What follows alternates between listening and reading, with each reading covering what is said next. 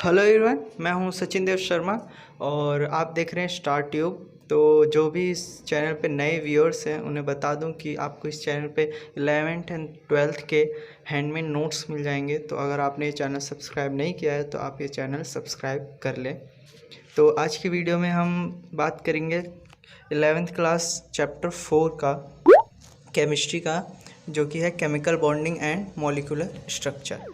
तो सबसे पहले हम देखते हैं कि केमिकल बॉन्ड क्या होता है। Chemical bond, force which binds atoms और ions together is called chemical bond. वो फोर्स जो एटम्स और आयंस को एक साथ बांधे रखता है, उनको जॉइन रखता है, उन्हें हम क्या कहते हैं? Chemical bond. ये आपको हमें इसमें दो टाइप के पढ़ने हैं, आयनिक बॉन्ड और कोवेलेंट बॉन्ड। तो पहले बात करते हैं हम आयनिक बॉन्ड की। आयनिक बॉन्ड, उसे हम इलेक्ट्रोवैलेंट बॉन्ड भी कहते हैं।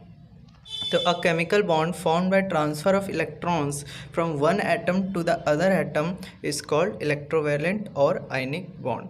तो वो केमिकल बॉन्ड जो इलेक्ट्रॉन के ट्रांसफ़र से बनते हैं एक एटम से दूसरे एटम में, उन्हें हम क्या कहते हैं? आयनिक बॉन्ड या electrovalent bond. Then the atom which loses electron acquires positive charge and the atom which gains the electron acquires negative charge. तो ये आपको पता ही होगा कि जो एटम लूज़ करता है इलेक्ट्रॉन, उस पर कौन सा चार्ज आता है? पॉजिटिव चार्ज, जिसे हम क्या कहते हैं? कटायन। और जो एटम गेन करता है इलेक्ट्रॉन, उस पर क्या आ जाता है? नेगेटिव चार्ज, जिन्हें हम क्या कहते हैं? हम कहते हैं उन्हें अनायन। उसके बाद है the electrostatic force of attraction between two oppositely charge ions is ionic bond और इलेक्ट्रोवैलेंट बॉन्ड। ये आपकी एक डेफिनेशन टाइप है। तो यहाँ पे दिखा रखा है, जैसे Na है, सोडियम, उसने क्या किया? एक इलेक्ट्रॉन लूज़ किया तो कौन सा चार्ज आ गया उस पर? Positive charge. And then chlorine है, तो उस पर उसने एक इलेक्ट्रॉन जब गेन किया तो उस पर कौन सा चार्ज आ गया? नेगेटिव चार्ज, और उसका ऑक्टेट भी पूरा हो गया। और ये आपका आयनिक बॉन्ड का ये एग्जांपल है। Na positive plus Cl negative जो है क्या बनाता है? आपका NaCl। फिर है condition for ionic bond. Ionic bond के लिए क्या क्या कंडीशंस होनी चाहिए? The bond is form between metal and non metal. ये बॉन्ड किस किस के बीच में फॉर्म होता है? एक मेटल और नॉन मेटल के बीच में। तो मेटल क्या होती है? आपको पता ही है, मेटल की जो होता है वो मेटल क्या होता है? जो उसकी लूज़ करने की टेंडेंसी होती है इलेक्ट्रॉन को। और नॉन मेटल क्या होता है? गेन करने की उसकी टेंडेंसी होती है। तो मेटल का should have low ionisation enthalpy. Metal की जो आयनाइजेशन एंथैल्पी है वो क्या होनी चाहिए? लो होनी चाहिए। आयनाइजेशन एंथैल्पी क्या होती है? Energy required to lose one electron from its valence shell. और non metal should have highly negative electron gain enthalpy. Non metal की इलेक्ट्रोगेन एंथैल्पी हाई होनी चाहिए। इलेक्ट्रोवैलेंसी, यहाँ बात करते हैं हम इलेक्ट्रोवैलेंसी क्या होती है। तो नंबर ऑफ इलेक्ट्रॉन लूज और गेन बाय एन एलिमेंट या एटम, वही क्या कहलाती है? उसकी इलेक्ट्रोवैलेंसी। देखिए जैसे ग्रुप 1 है हमारा, उसमें क्या होते हैं? लिथियम, सोडियम, पोटेशियम एक्सेट्रा, आगे जो आप जैसे जैसे ग्रुप वाइज नीचे जाएंगे तो क्या होता है उसमें कि उसमें एक इलेक्ट्रॉन जो है वो लूज़ करने की उसकी टेंडेंसी होती है। तो उसकी क्या हो गई? वो होगी उसकी इलेक्ट्रोवैलेंसी। वैसे आप जब आगे पढ़ेंगे तो जैसे आप ग्रुप 2 में जाएंगे तो उसकी 2 होती है। फिर देन उसके बाद ग्रुप 13 की ओर, मतलब हमारा जो P ब्लॉक है उसकी तरफ जाएंगे तो क्या होगा? वो वैसे जो ग्रुप 13 है उसका 3 हो जाएगा। ग्रुप 4 का डिफाइन नहीं होता। और ग्रुप 15 है उसका क्या हो गया? आपका 3 हो गया। वैसे 16 और 17 का 2 और 1 हो गया। ये आप उस तरह से देख सकते हैं कि आप उसका ऑक्टेट पूरा करने के लिए कितने इलेक्ट्रॉन चाहिए या वो कितने इलेक्ट्रॉन लूज़ करेगा ताकि वो अपना ऑक्टेट, नोबल गैस ऑक्टेट जो होता है वो अचीव कर ले। और जो ग्रुप 3 से जो हमारे ग्रुप 12 तक के एलिमेंट है जो कि ग्रुप डी ब्लॉक में आते हैं, तो डी ब्लॉक की जो होती है वो वेरिएबल इलेक्ट्रोवैलेंसी होती है। ये बात करते हैं हम लैटाइस एनर्जी की। तो लैटाइस एनर्जी होती है, it is defined as the energy required or enthalpy change when 1 mole of ionic solid is converted into gaseous ion. 1 mole of ionic solid को हम जब कन्वर्ट करते हैं गैसियस आयन में तो कितनी एनर्जी हमें रिक्वायर्ड होती है? वही होता है हमारा लैटाइस एनर्जी। फिर उसके सिग्निफिकेंट क्या है, तो सिग्निफिकेंट है पहला है स्ट्रेंथ ऑफ आयनिक बॉन्ड। तो the greater is the lattice enthalpy, greater is the ionic bond. जितनी ज़्यादा आपकी लटाइस एंथैल्पी होगी उतनी ज़्यादा क्या होगी, आयनिक बॉन्ड।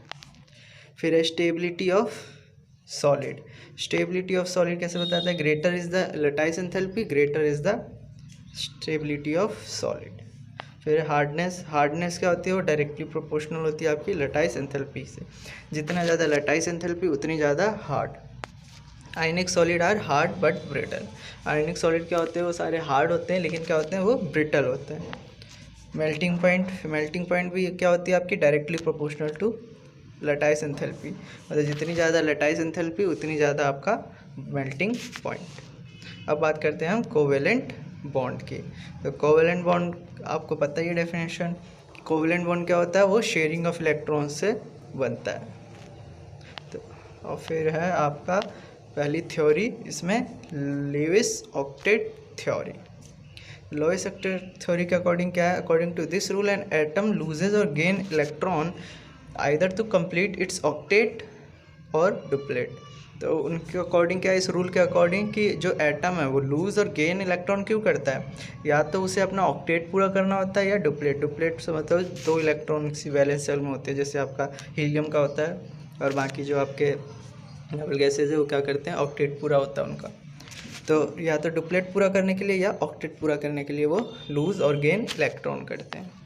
तो अब बात करते हैं लुईस डॉट स्ट्रक्चर, जो कि एग्ज़ाम में पूछा जाता है कि जिसके आपको ड्रॉ दे दिया जाएगा, आप बोलेंगे इसका लुईस डॉट स्ट्रक्चर ड्रॉ करो।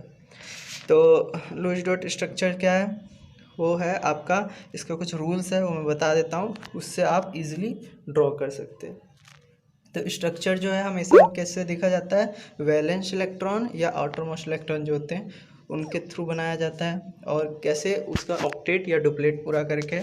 और जो सेंट्रल एटम का है वो कुछ जगहों पे, हर जगह पे नहीं, कुछ जगह पे उसका जो ऑक्टेट है वो नेगलेक्ट कर सकता है। ठीक है, सेंट्रल एटम का जो ऑक्टेट रूल है वो या तो ज़्यादा कम नहीं होगा लेकिन ज़्यादा ही होगा।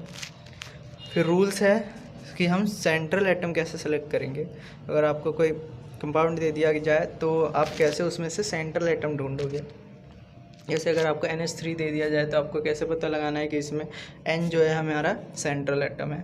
तो क्या देखेंगे, हम पहले देखेंगे कि किसका लीस्ट नंबर है। जैसे बताया मैंने NH3 में से सबसे कम नंबर किसका है, N एक है, H कितना है 3, तो हमारा सेंट्रल एटम कितना हो गया, कौन सा हो गया, N हो गया।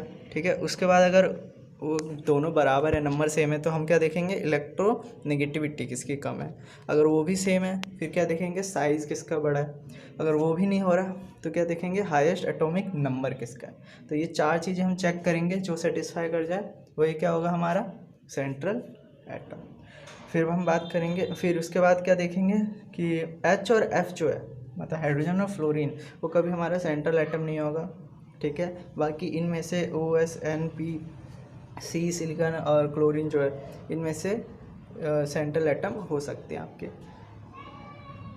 फिर है उसका सेकेंड रूल कि octet of corner atom must be completed. तो सबसे पहले हमें क्या पूरा करना है, ऑक्टेट ऑफ जो हमारा सराउंडिंग एटम्स है, जो कॉर्नर्स के एटम है, उनका हमें ऑक्टेट या डुप्लेट पूरा करना है।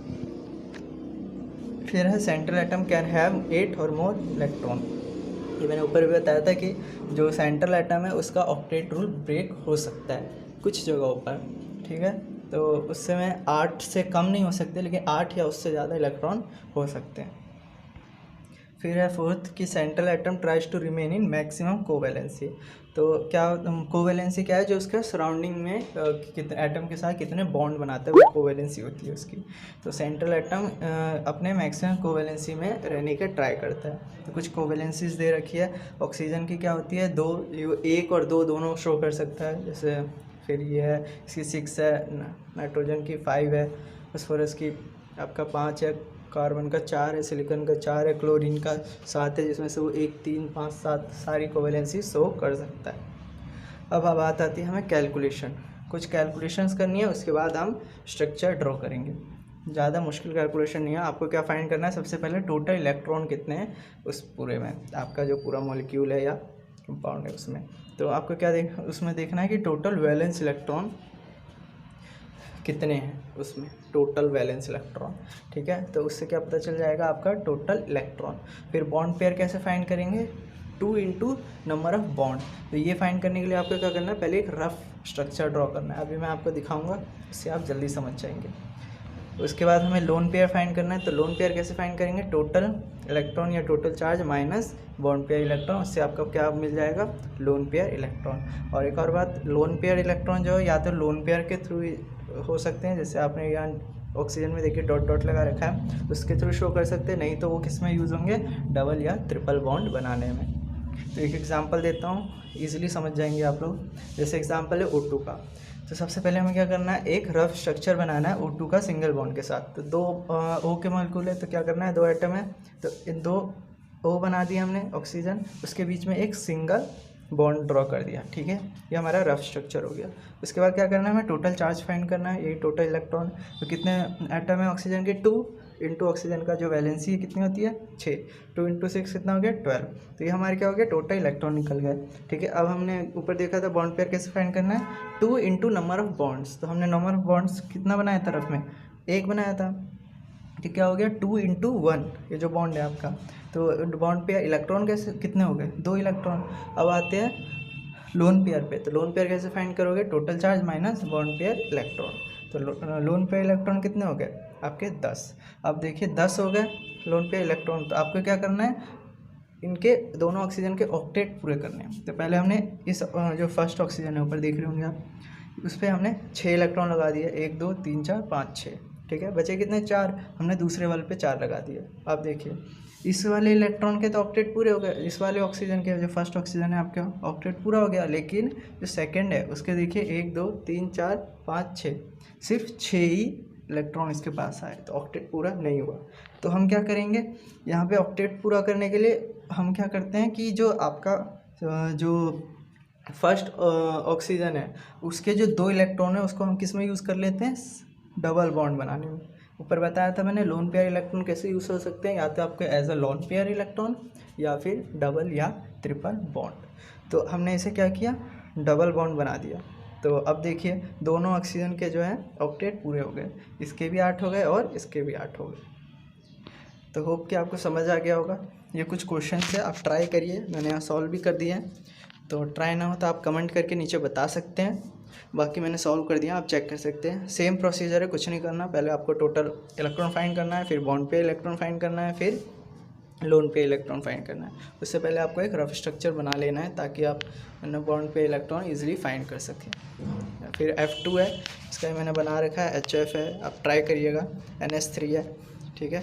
फिर इसमें आते हैं हम फॉर्मल चार्ज, मतलब अगर आपको चार्ज वाले दे दिए हो मॉलिक्यूल आपको, तो आपको कैसे फाइंड करना है। तो उसके लिए कुछ क्या है, एक फॉर्मूला है फॉर्मल चार्ज का, valence electron minus loan pair electron minus half of bond pair electron.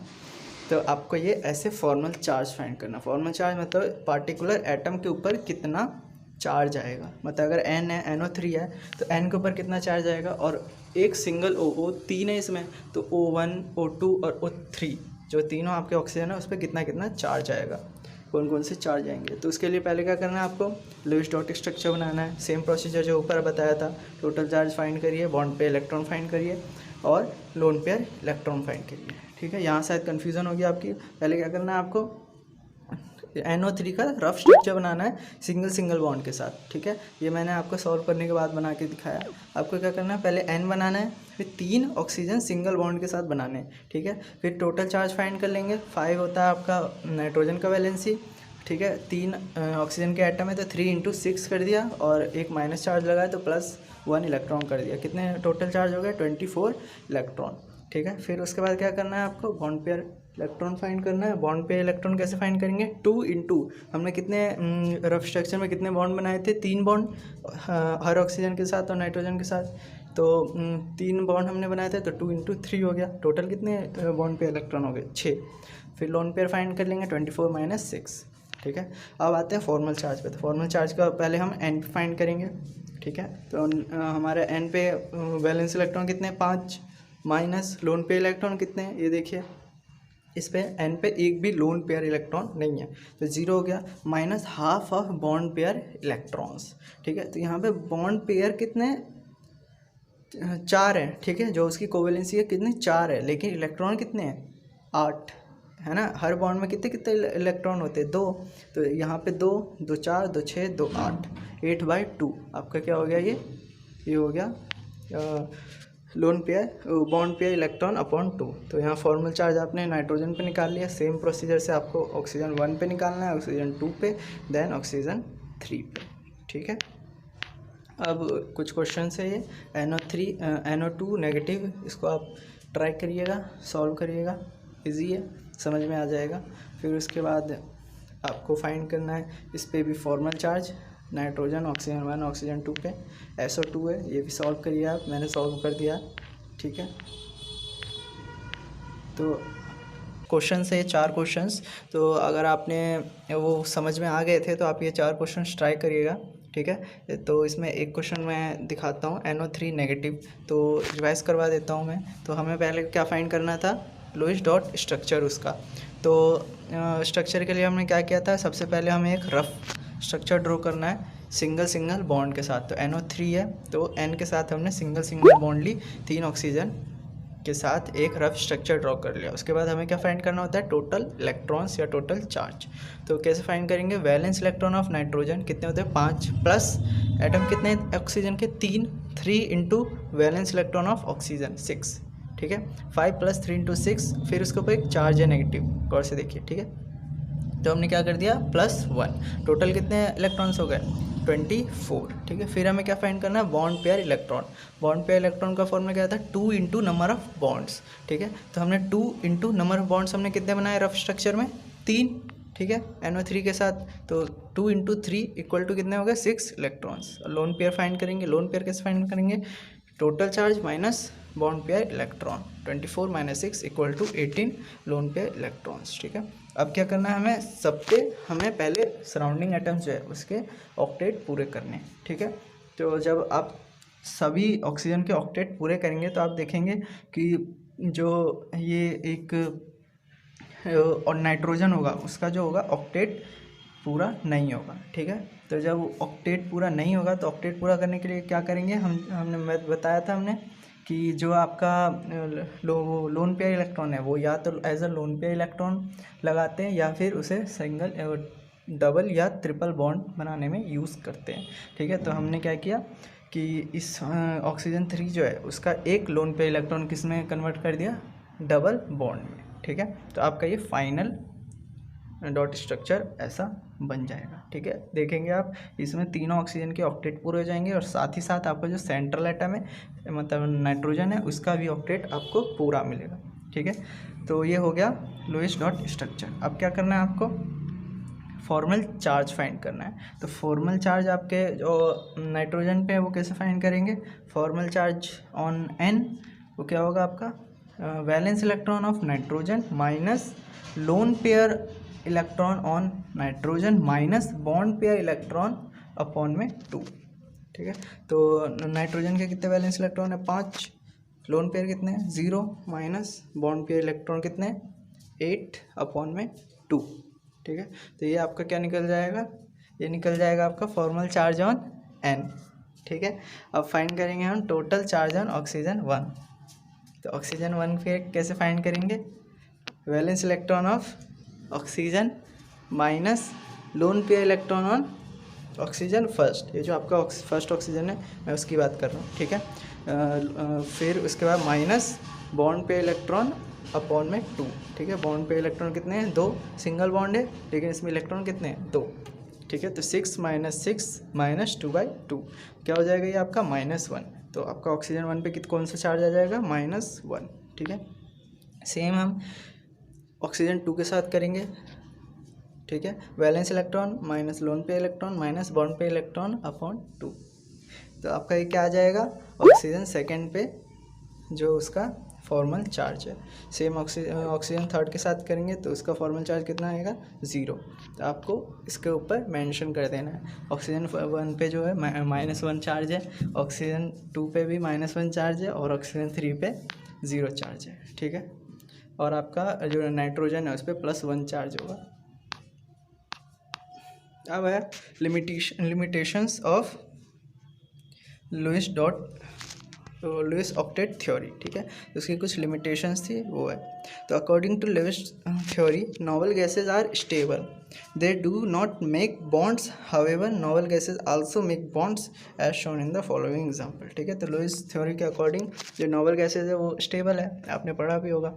ठीक है, तो वो बॉन्ड नहीं बनाएंगे, लेकिन कुछ जो नोबल गैसेज है वो भी बॉन्ड बनाते हैं। ठीक है, उसका एग्जांपल दे रखे हैं KrF2, ठीक है, XeF2, XeF6, XeF4 और ZeO3 एक्सेट्रा।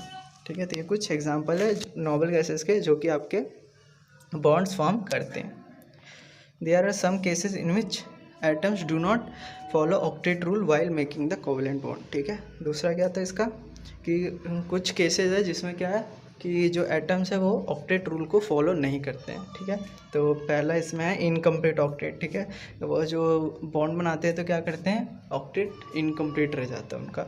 उसका एग्जांपल है आपका BCl2 और BF3। ठीक है, फिर आपका एक्सपेंडेड ऑक्टेट, इसमें क्या होता है कि आपका जितनी उसकी ऑक्टेट होनी चाहिए उससे ज़्यादा इलेक्ट्रॉन होते हैं। जैसे आपका PCl5 है और SF6 है, इसमें आप अगर सेंट्रल एटम देखेंगे तो उसका ऑक्टेट से ज़्यादा इलेक्ट्रॉन होंगे। ठीक है, फिर IF7 भी उसी का एग्जांपल है एक। फिर है odd electron molecule. Odd electron molecule जो होगा उसमें क्या होगा, आपके सेंट्रल एटम पे एक सिंगल मतलब ऑड नंबर इलेक्ट्रॉन जो होंगे वो उस पर रह जाएंगे। ठीक है, फिर कुछ ड्रॉबैक्स हैं, उसमें क्या है कि this theory does not explain the shape of molecule. ये थ्योरी जो है, जो आपका लुईस ऑक्टेट थ्योरी है, लुईस ऑक्टेट थ्योरी, वो क्या है, वो आपका शेप ऑफ मॉलिक्यूल नहीं बताता। ठीक है, और it is silent about bond energy and stability of molecule. इसने बॉन्ड एनर्जी और स्टेबिलिटी ऑफ मॉलिक्यूल भी नहीं बताया था। ठीक है, फिर आपका एक है डिटाइप बॉन्ड। ठीक है, डिटाइप बॉन्ड या इसे कोऑर्डिनेट बॉन्ड भी कहते हैं। वो क्या होता है, coordinate bond in which both the share pair of electrons are donated by single atom. ठीक है, तो वो बॉन्ड जिसमें शेयर्ड पेयर ऑफ इलेक्ट्रॉन जो है वो सिंगल एटम के थ्रू जो है डोनेट किए जाते हैं। जैसे आपने देखा होगा कि दोनों के कॉम्बिनेशन से जो शेयर होती है क्या होती है, दोनों के थ्रू होती है, दोनों अगर दो एटम्स के बीच में शेयर हो रहा है तो। लेकिन इसमें क्या होता है कि सिंगल एटम ही जो है बॉन्ड बनाने में अपने दोनों इलेक्ट्रॉन जो है डोनेट कर देता है। तो वो क्या कहलाता है, आपका कोऑर्डिनेट कोवेलेंट बॉन्ड या डिटाइप। ठीक है, दोनों इसी के नेम है। फिर है बॉन्ड कैरेक्टरिस्टिक्स। तो बॉन्ड कैरेक्टरिस्टिक्स क्या है, उसमें हम पहले बात करेंगे बॉन्ड लेंथ की।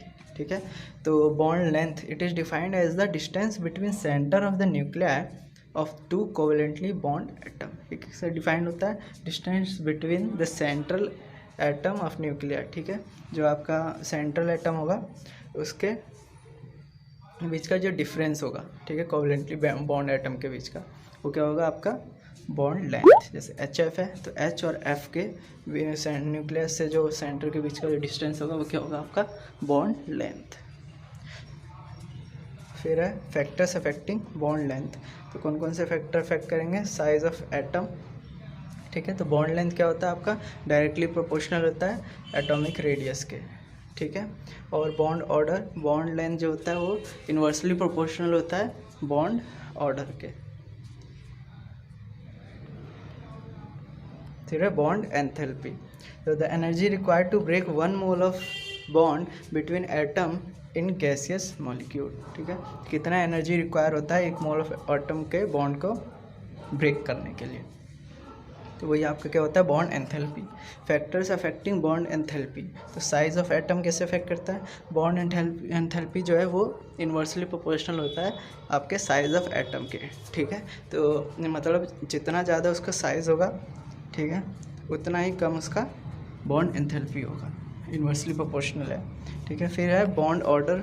बॉन्ड ऑर्डर कैसे इफेक्ट करता है, तो बॉन्ड ऑर्डर जो होता है डायरेक्टली प्रोपोर्शनल होता है, मतलब जितना ज़्यादा बॉन्ड ऑर्डर उतनी ज़्यादा आपको बॉन्ड एंथैल्पी देनी होगी।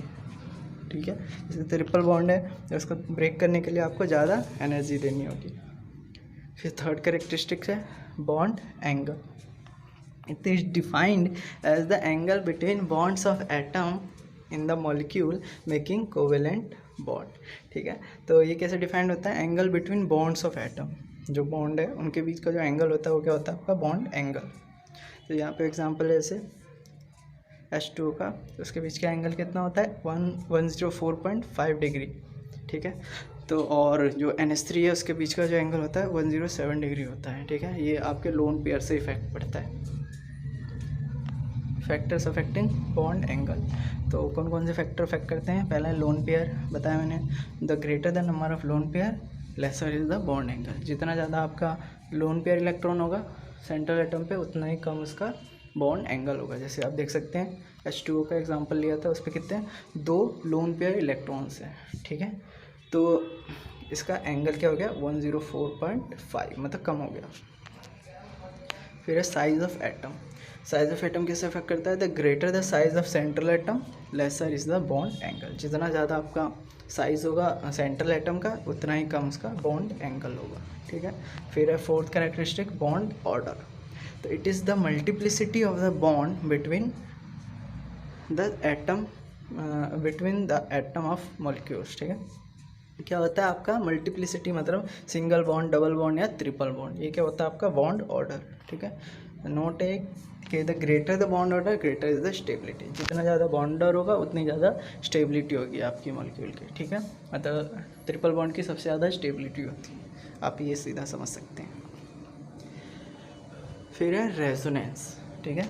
तो रेजोनेंस मैं इसी वीडियो में बता देता हूँ। रेजोनेंस जो है तो क्या है, according to the concept of resonance, when Lewis structure formula of a molecule is unable to explain its bond characteristics, then the actual structure is the hybrid form of all possible Lewis structure formula of equivalent energy of the molecule. इसके according क्या है कि जब आपका Lewis structure formula जब fail हो जाता है आपका बॉन्ड कैरेक्टरिस्टिक डिफाइन करने में या एक्सप्लेन करने में, तो जो उसका जो फाइनल स्ट्रक्चर होता है वो क्या होता है आपका हाइब्रिड फॉर्म होता है ऑल लुईस स्ट्रक्चर फॉर्मूला का।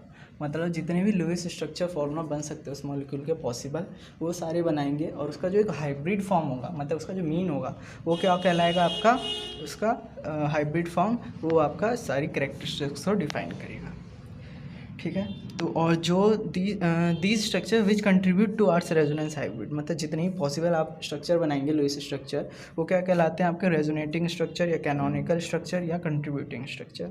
आपको एग्जांपल देता हूँ, आपको समझ में आ जाएगा।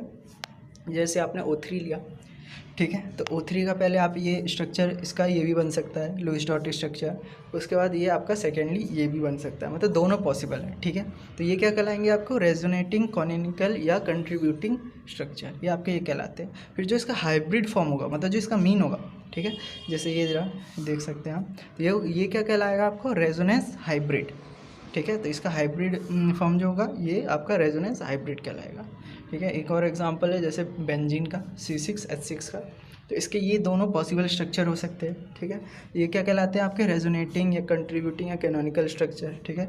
फिर जो इसका मीन होगा, जो हाइब्रिड फॉर्म होगा, ये आपका इस तरह को कुछ दिखेगा, ये क्या कहलाएगा आपको रेजोनेंस हाइब्रिड, ठीक है।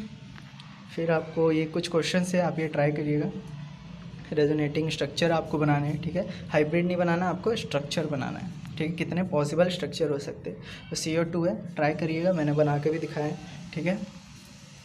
ये आपको सेम बनेगा जैसे आपने लुईस डॉट स्ट्रक्चर में बनाया था, वैसे फाइंड करना है आपको, बस आपको डबल बॉन्ड की पोजीशंस चेंज करनी है।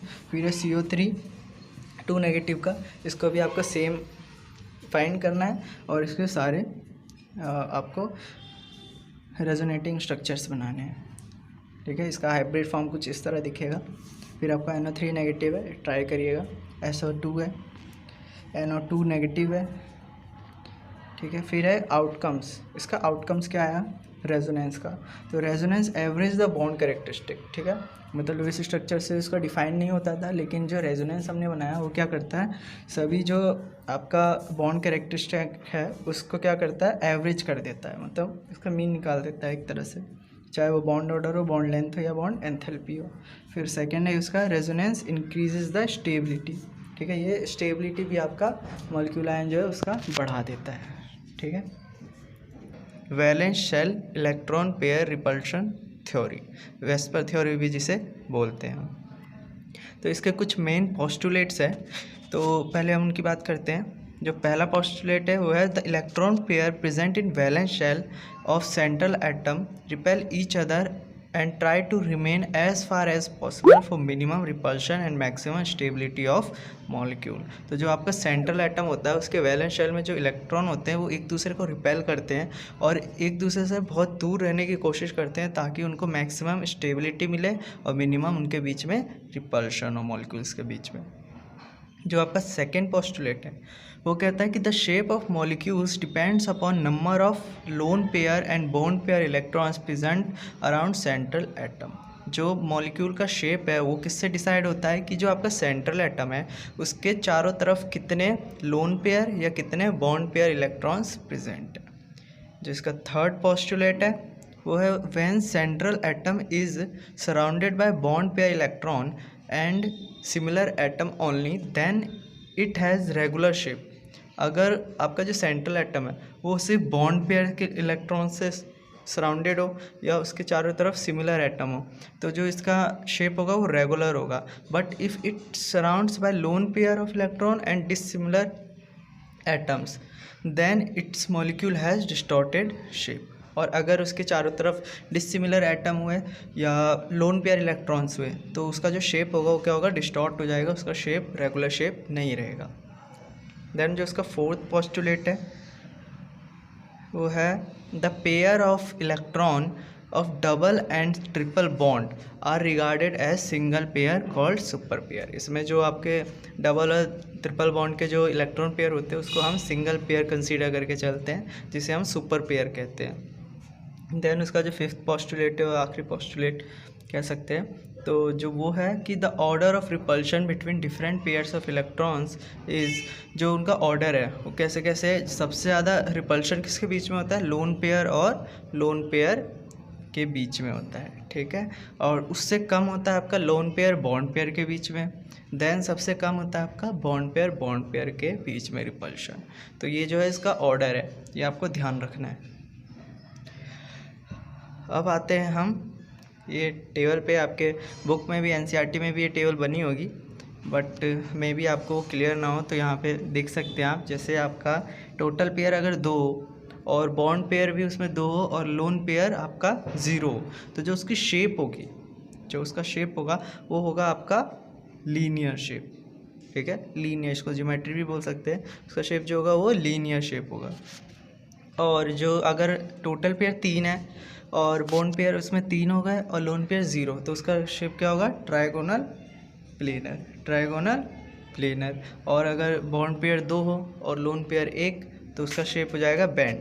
यहाँ पे इसकी बनी हुई है शेप, ये आपको ध्यान रखना है सब विद नेम। और अगर आपके टोटल पेयर 4 हो गए, ठीक है, 4 हो गए तो आपके इसमें क्या क्या पॉसिबिलिटी होती है, bond pair 4 lone pair 0, bond pair 3 lone pair 1 या बॉन्ड पेयर 2 और लोन पेयर दोनों 2-2। तो अगर 4 और 0 का कॉम्बिनेशन है मतलब 4 बॉन्ड पेयर और 0 लोन पेयर तो आपका जो शेप होगा क्या होगा, टेट्राहेड्रल। और अगर बॉन्ड पेयर 3 है लोन पेयर 1 है तो उसका शेप क्या हो जाएगा, ट्रायगोनल पिरामिडल। और अगर बॉन्ड पेयर लोन पेयर दोनों 2-2 हैं तो आपका जिसका शेप होगा वो क्या होगा, बेंट। फिर आते हैं अगर आपका टोटल पेयर 5 हो और बॉन्ड पेयर 5 हो और लोन पेयर 0 तो उसका जो शेप होगा वो होगा आपका ट्रायगोनल बाई पिरामिडल।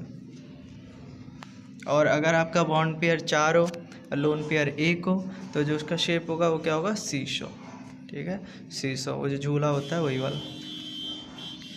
देन उसके बाद आते हैं अगर बॉन्ड पेयर आपका 3 हो और लोन पेयर 2 हो तो जो उसका शेप हो जाएगा वो हो जाएगा टी शेप, ठीक है।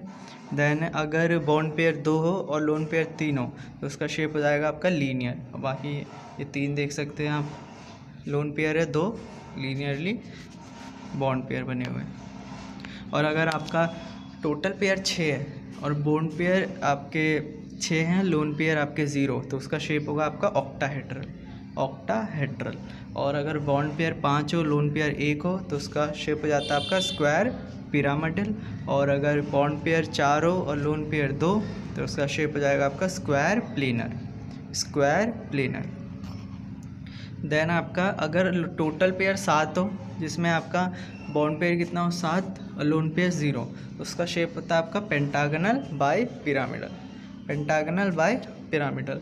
और अगर बॉन्ड पेयर 6 हो और लोन पेयर 1, तो उसका शेप हो जाता है आपका डिस्टॉर्टेड ऑक्टाहेड्रल, डिस्टॉर्टेड ऑक्टाहेड्रल। अब आते हैं कि हम किसी मॉलिक्यूल में उसके टोटल पेयर, बॉन्ड पेयर और लोन पेयर निकाल के उसकी शेप कैसे डिसाइड करेंगे, कैसे बनाएं। तो उसका फॉर्मूला है कि आपको जो टोटल पेयर है उसको कैसे फाइंड करना है कि valence electron of central atom, क्या valence electron of central atom plus number of surrounding atom करके उसको 2 से डिवाइड कर देना। जैसे आप यहाँ एग्जांपल देखिए BeCl2 दे रखा है, ठीक है।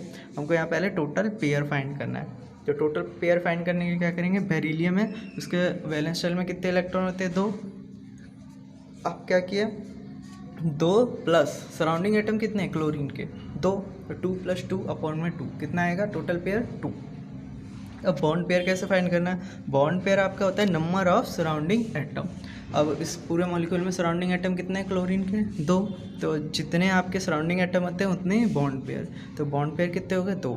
अब बात आती है लोन पेयर की, तो लोन पेयर आपका हो गया फिर total pair minus bond pair, तो total pair 2, bond pair 2, 2 - 2 0।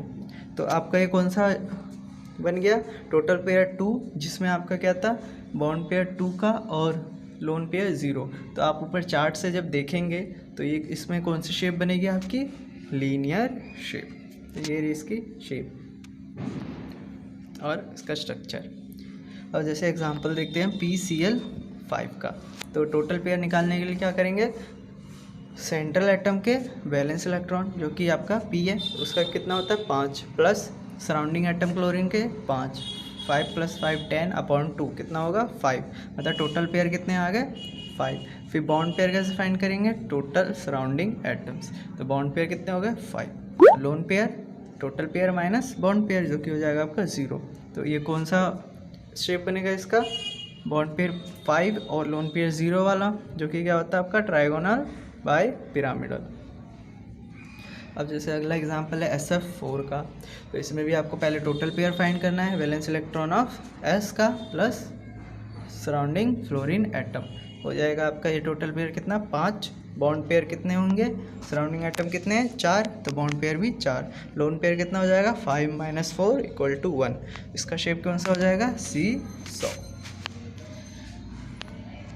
Then है आपका XeF4, ठीक है। इसमें टोटल पेयर निकालेंगे, कैसे निकालेंगे, Xe का सराउंड वो वैलेंस इलेक्ट्रॉन कितने हो गए 8 प्लस सराउंडिंग एटम 4, 8 + 4 12 अपॉन 2 कितना हो गया 6, बॉन्ड पेयर कितने हो जाएंगे 4, लोन पेयर 6 - 4 2। इसका शेप कौन सा हो जाएगा स्क्वायर प्लेनर। देन आपका AsF5, इसमें भी सेम करना है आपको, टोटल पेयर फाइंड करने हैं, then bond pair, then lone pair. इसका शेप क्या बनेगा ट्राइगोनल बाय पिरामिडल। देन आपका एग्जाम्पल जैसे ClF3 है, आप ये सब खुद ट्राई कीजिएगा, आपकी प्रैक्टिस बनेगी, ठीक है। ऐसे तो आपको देख के समझ में आ रहा होगा, बट आप जब खुद ट्राई करेंगे तो आपको ये प्रैक्टिस हो जाएगी और आप बेटर समझ पाएंगे इसको।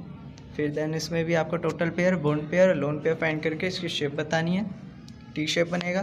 देन AsF3 में टोटल पेयर आपके 4, बॉन्ड पेयर 3, लोन पेयर 1, इसका shape trigonal pyramidal. Then BeCl2, इसमें भी आपको टोटल पेयर फाइंड करना है, then bond pair, then lone pair, then उसकी शेप बतानी है। इसके बाद XeF6 है, इसकी डिस्टॉर्टेड ऑक्टाहेड्रल बनेगी। BF3 है, इसका आपका ट्रायगोनल प्लेनर बनेगा।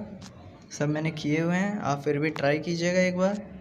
देन BrCl3 है, इसमें total pair, bond pair, lone pair निकाल के आपको इसकी शेप बतानी है।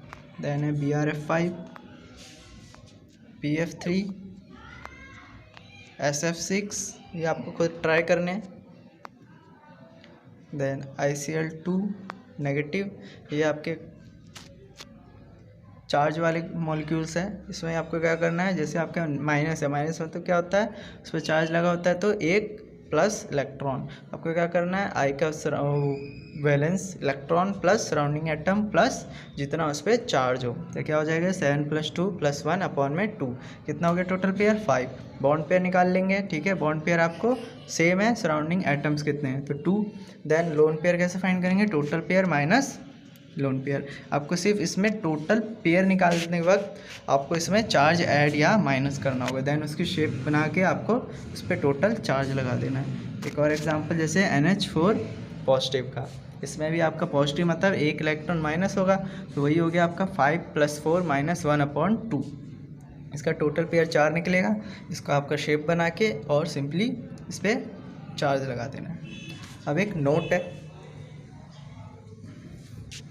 कि अगर सराउंडिंग एटम आपका बाईवैलेंट हो मतलब ऑक्सीजन हो, तो क्या होगा कि the number of surrounding atoms should be ignored bye calculating total pair of electrons. मतलब अगर आपका सराउंडिंग एटम ऑक्सीजन है, ठीक है, ऑक्सीजन है, तो आप जो लिखते थे सराउंडिंग एटम्स के वो इग्नोर करेंगे। जैसे आपको एग्जांपल से समझाऊँ तो जैसे XgO3 है, इसमें आपका सराउंडिंग एटम क्या है, बाईवैलेंट मतलब ऑक्सीजन। तो आप क्या करेंगे कि जेनन का वैलेंस इलेक्ट्रॉन 8 प्लस आप क्या लिखते थे, जब सराउंडिंग एटम जितने होते थे उतने नंबर ऑफ लिखते थे सराउंडिंग एटम्स, लेकिन इसमें ऑक्सीजन है तो आप क्या करेंगे उसे 0 लेंगे, मतलब 8 + 0। ऑक्सीजन हालांकि 3 है बट हमें उसे इग्नोर करना है, तो ये क्या हो जाएगा 8 + 0/2 = 4। तो इसमें और बाकी प्रोसेस सेम ही है। बॉन्ड पेयर निकालेंगे, बॉन्ड पेयर कैसे, सेम सराउंडिंग एटम में जैसे ऑक्सीजन 3 है तो 3 ही होगा। देन लोन पेयर भी total pair minus bond pair. आपको सिर्फ टोटल पेयर फाइंड करते वक्त उसे इग्नोर करना है, उसे कैलकुलेट नहीं करना है। देन उसका शेप निकाल लेना है पिरामिडल, ठीक है।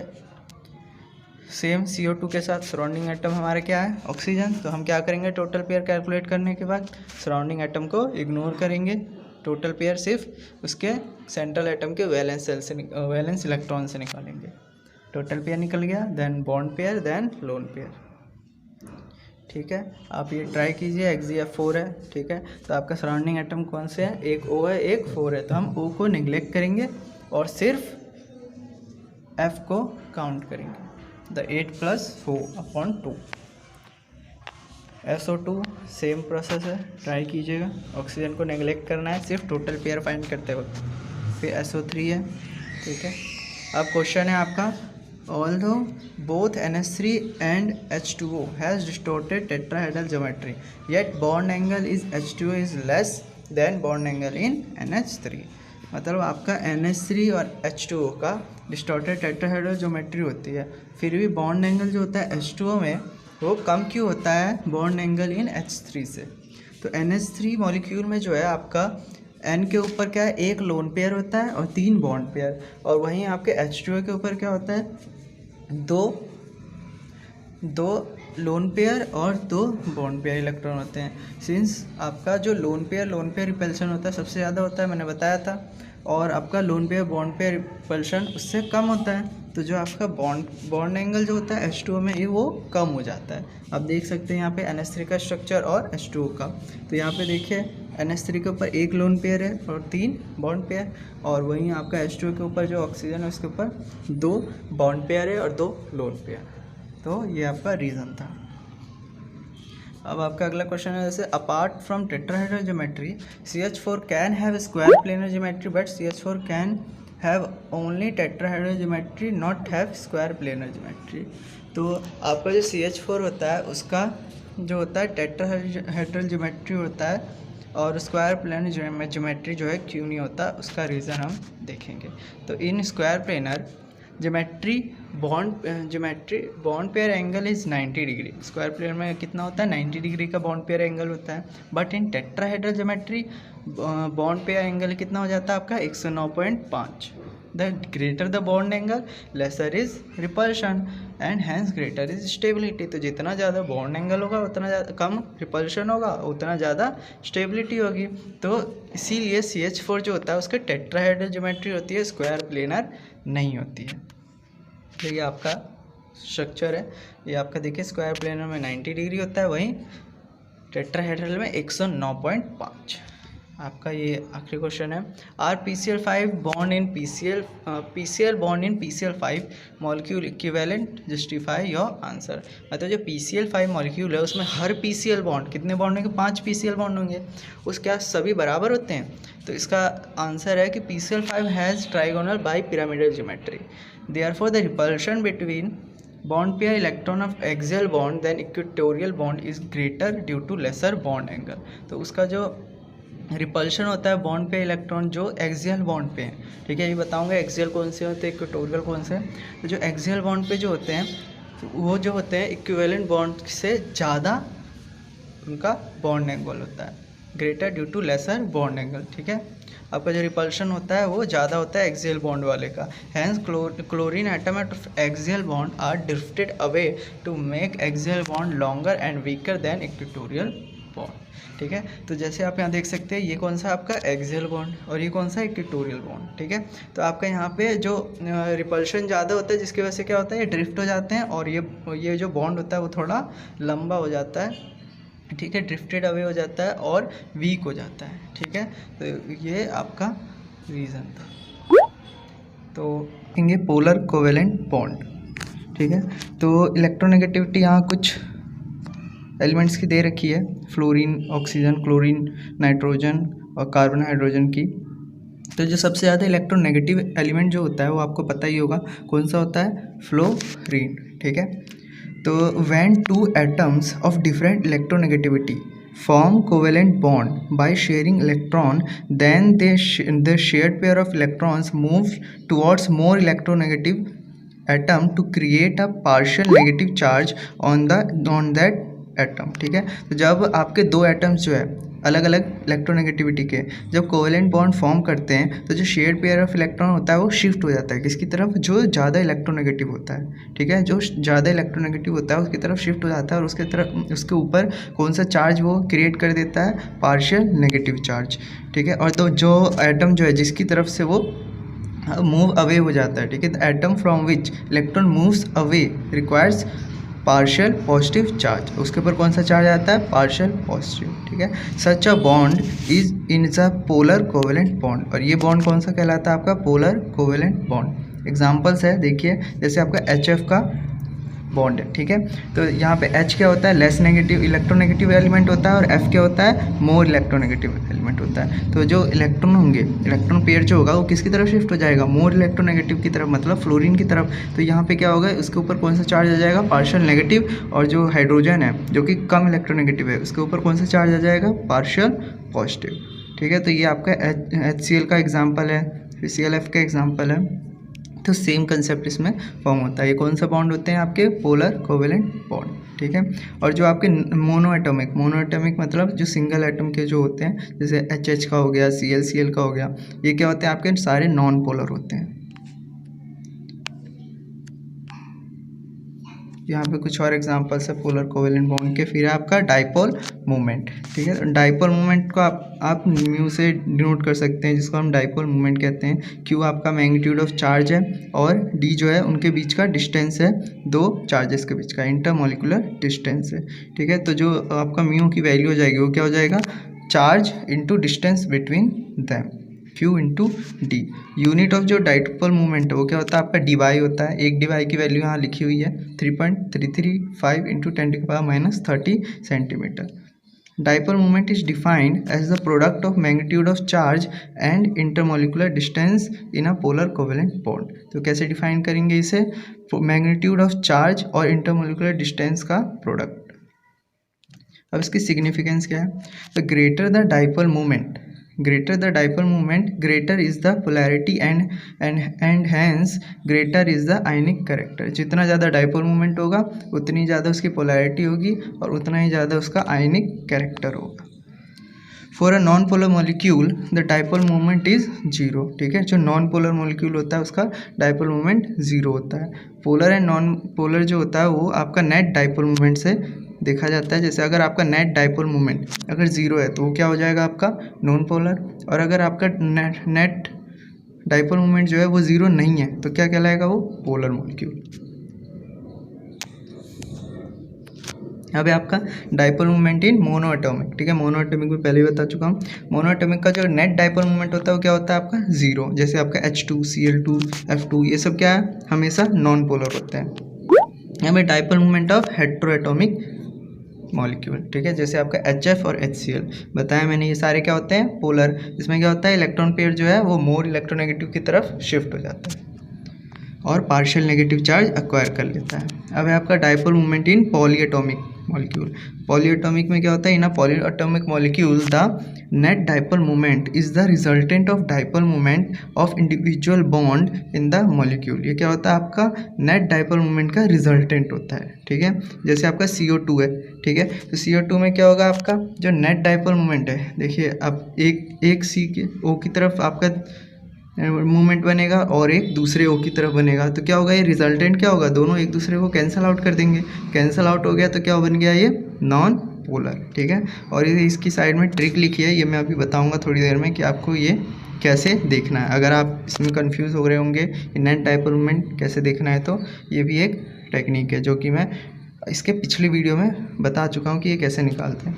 अगर आप यहाँ NH3 का देखें तो यहाँ पे NH3 के ऊपर क्या होता है, अगर NH3 का आप स्ट्रक्चर बनाएंगे तो टोटल पेयर निकालेंगे, बॉन्ड पेयर निकालेंगे, लोन पेयर निकालेंगे, ठीक है। अगर ये आपको नहीं आता तो आप पिछली वीडियो में देखना, ठीक है। फिर इसका क्या करेंगे स्ट्रक्चर ड्रॉ करेंगे। स्ट्रक्चर ड्रॉ करने से आपको पता चलेगा कि इसके ऊपर क्या होता है एक लोन पेयर, तो लोन पेयर का एक थोड़ा सा मूवमेंट बनेगा ऊपर, ठीक है, और यहाँ पे एक तीनों H का N की तरफ मूवमेंट बनेगा।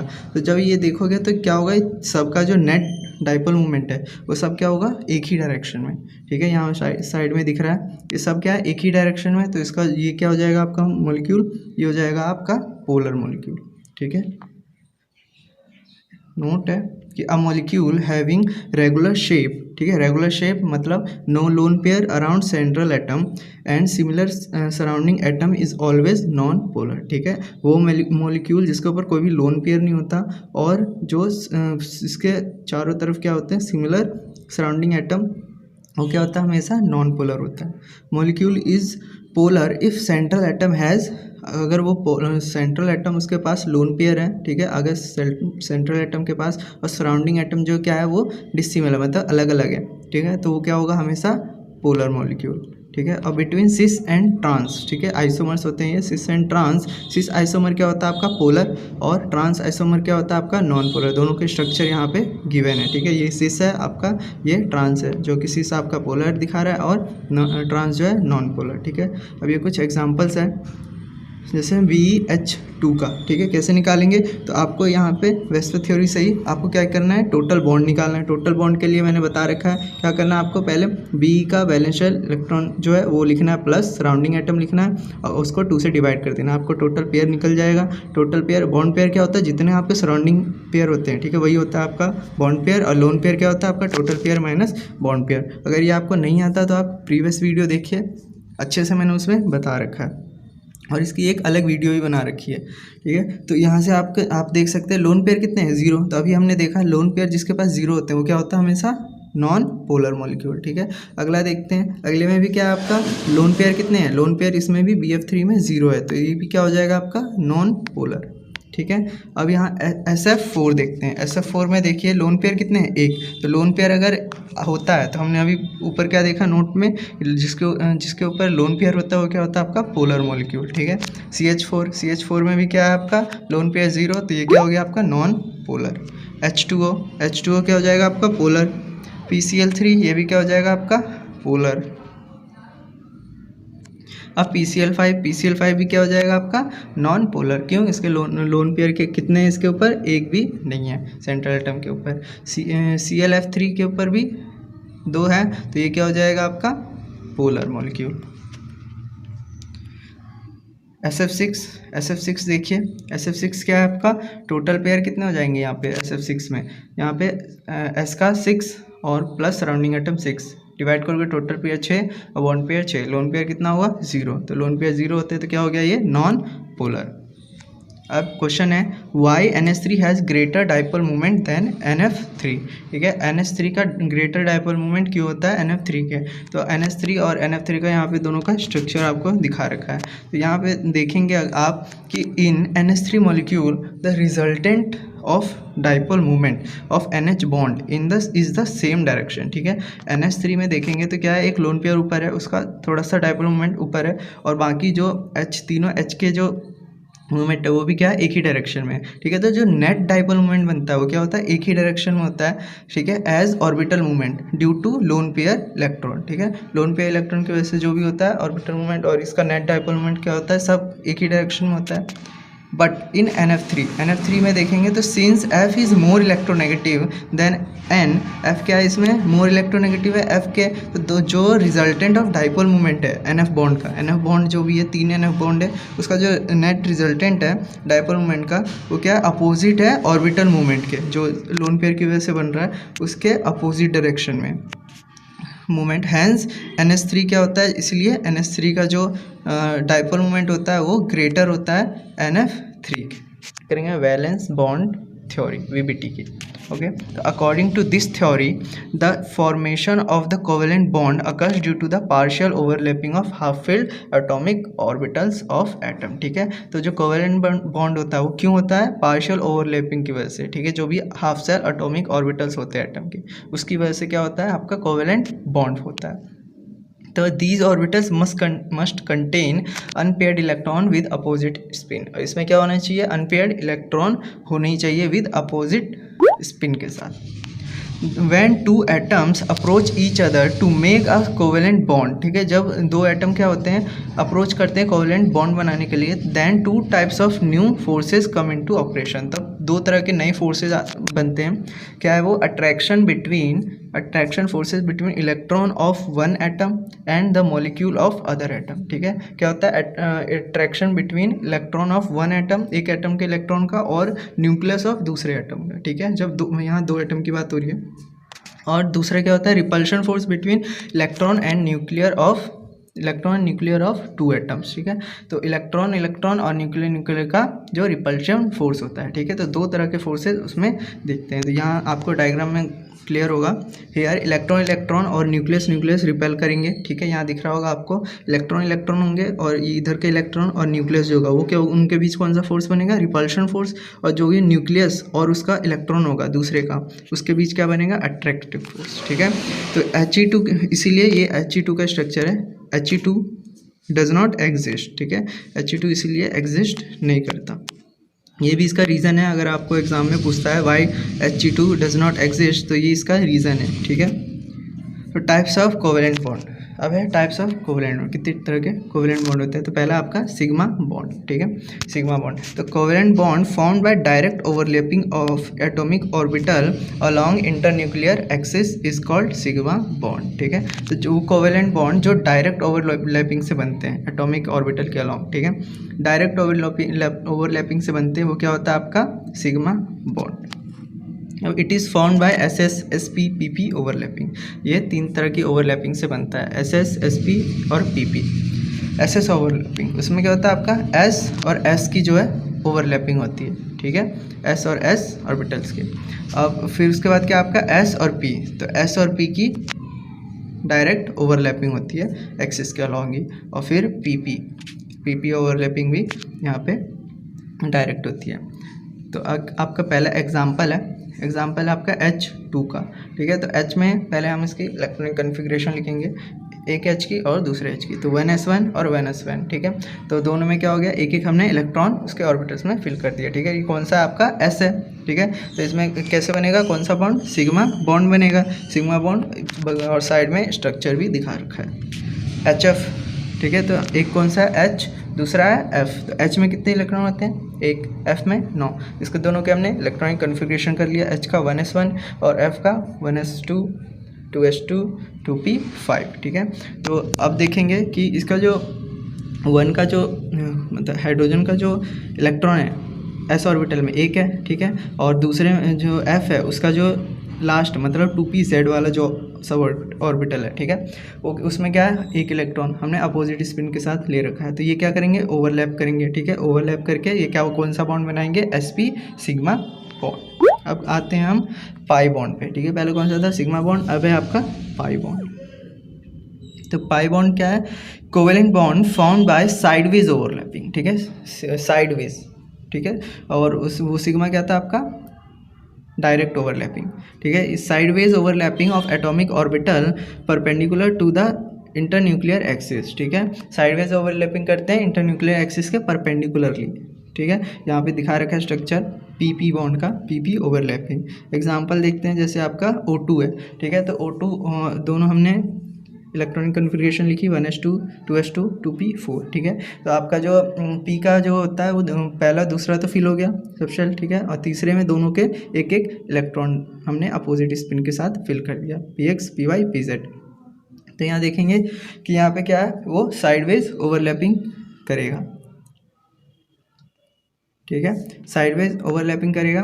तो यहाँ पे ये जो py और pz है वो क्या करेंगे, आपस में ओवरलैप करेंगे, ये इसका स्ट्रक्चर है।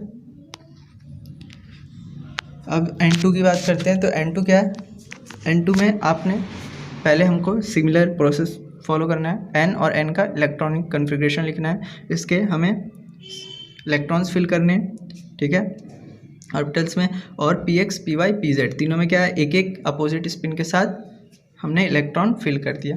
अब ये क्या करेंगे, तीनों साइडवेज ओवरलैप करेंगे, ठीक है। नोट, सिंगल बॉन्ड जो होते हैं वो उसमें क्या होता है, आपका एक सिग्मा बॉन्ड होता है। डबल बॉन्ड जो होता है उसमें क्या होता है, एक सिग्मा बॉन्ड और एक पाई बॉन्ड। ये बहुत मेन है, बहुत इंपॉर्टेंट है, ये आप ध्यान से देखिए, ठीक है। जब भी सिंगल बॉन्ड होगा उसमें क्या होगा, सिर्फ सिग्मा बॉन्ड। डबल बॉन्ड में क्या होगा, एक सिग्मा एक पाई। और ट्रिपल बॉन्ड में क्या होगा, एक सिग्मा दो पाई, ठीक है। अब difference between sigma and pi bond, अब दोनों के बीच में डिफरेंस क्या होता है।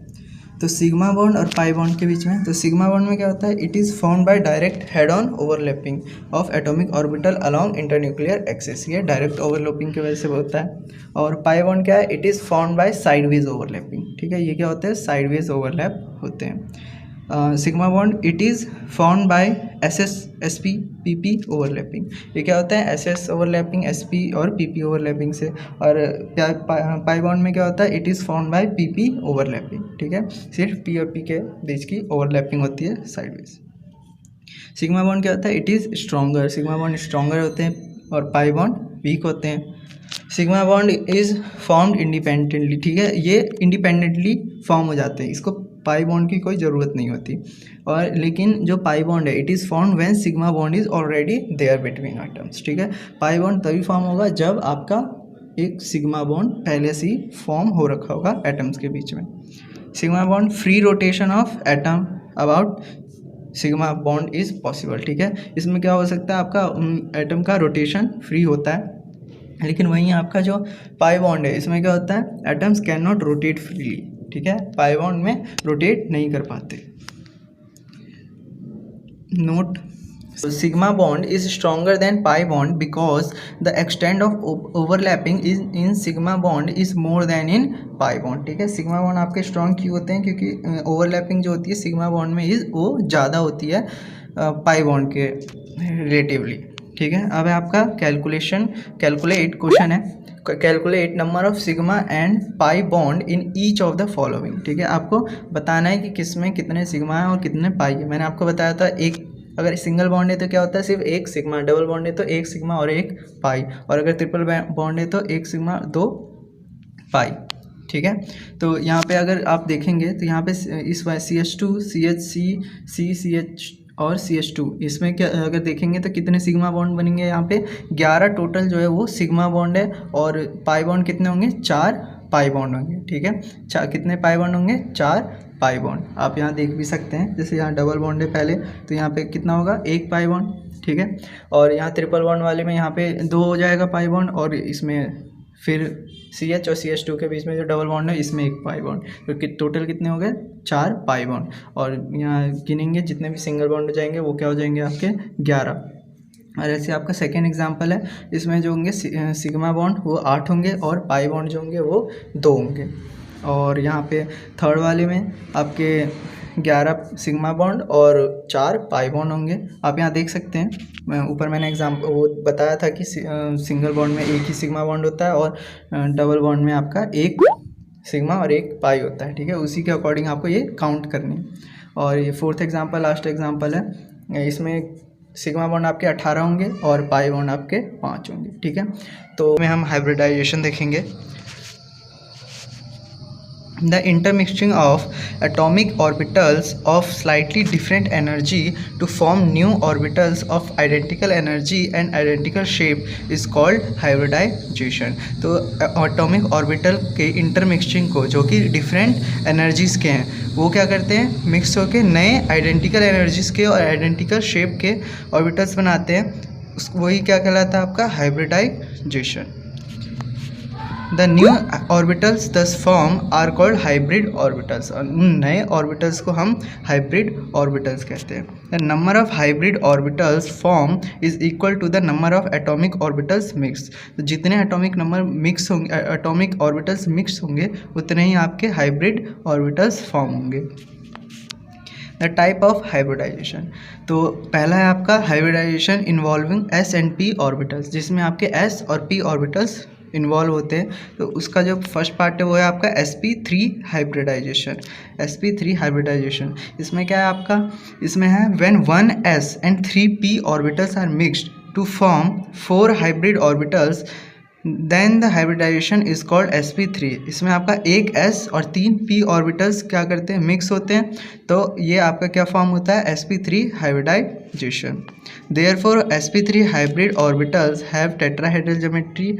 इसकी इसलिए आपकी टेट्राहेड्रल ज्योमेट्री होती है और इसके बीच में जो एंगल होता है वो क्या होता है आपका 109.5 डिग्री। ये आपका शेप भी दिखा रखा है, इस टाइप का इसका कुछ शेप होता है। एग्जाम्पल है जैसे CH4 का, तो यहाँ पे आप देखिए फिल होंगे, तो यहाँ पे क्या होगा आपका 2s और 2p जो इसके लास्ट सबशेल है, ठीक है। तो इसमें आपका जब ये कंबाइन होके ये आपका क्या फॉर्म करेंगे, sp3, जिसमें आपका एक s का ऑर्बिटल है और 3 p के ऑर्बिटल है। उसमें हमने ये 4 एक सिंगली फील्ड इलेक्ट्रॉन फिल कर दिए, फिर इसका यहाँ पे स्ट्रक्चर भी शो है। अब बात करते हैं sp2 हाइब्रिडाइजेशन की।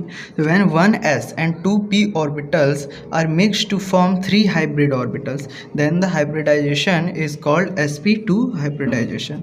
इसमें आपका एक s और 2 p के ऑर्बिटल्स मिक्स होते हैं, 3 हाइब्रिड ऑर्बिटल्स फॉर्म करते हैं। फिर it has planar trigonal geometry with 120 degree angle.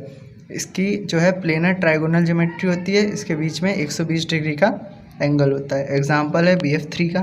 तो आप p की जब इलेक्ट्रॉनिक कन्फिग्रेशन करेंगे तो यहाँ पे आप देखेंगे एक s और 2 p ऑर्बिटल्स को मिक्स करने पे आपको sp3 हाइब्रिडाइजेशन फॉर्म हो जाएगी।